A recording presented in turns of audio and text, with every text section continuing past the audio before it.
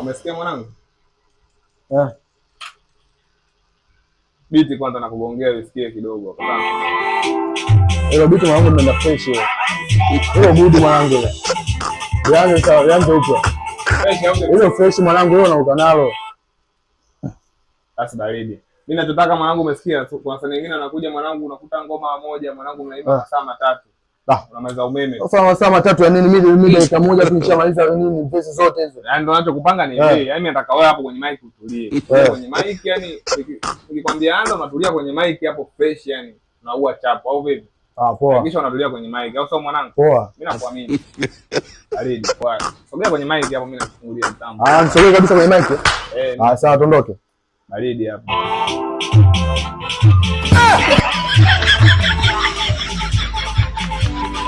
No.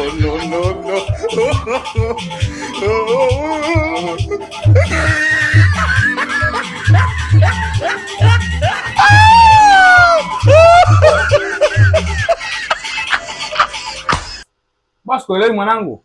Nini sasa brother? Biti nafika nusu mwanangu, usisikii unachokiimba. Wewe unaniambia nini hapa brother? Simama nitulie kwenye mic.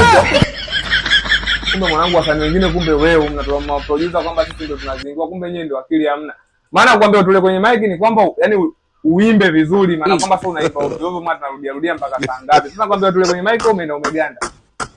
Nini au chizi? Onyesha vizuri kama studio kuimba ujui.